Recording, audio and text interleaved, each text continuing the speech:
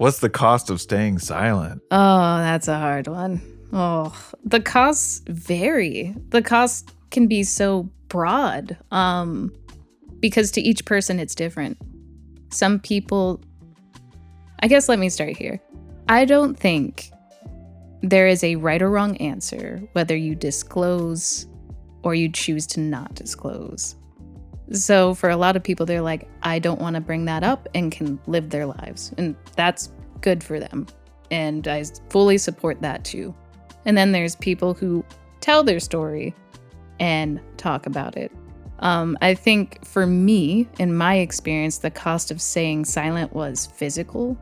My nervous system was completely trashed because talking about it allowed me to release some of those emotions that I was containing in myself. So the cost was my health, my mental health, being vulnerable and close to people, making decisions like self-sabotaging decisions to try to run away from the pain versus talking about the pain. So doing drugs, drinking way too much, just avoiding things. So the costs vary for each individual, and I think each person has their own journey with what those costs will be.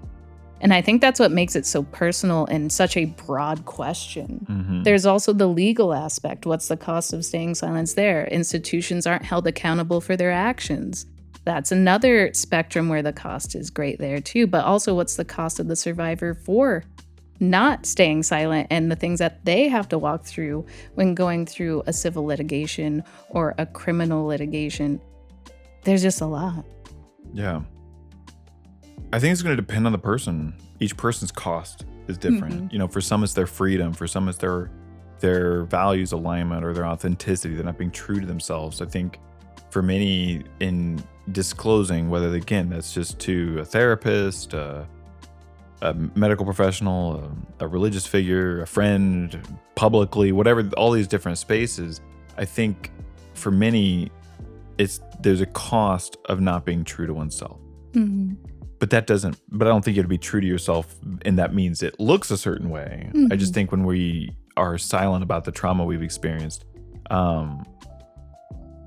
think that the reality is each person's cost will be different. Mm-hmm. And it's almost the sad thing is each person doesn't know. We don't know what we're missing out on, mm-hmm. per se, by not opening up. Right. I'm like Sam Gamgee over here, share the load. Yeah.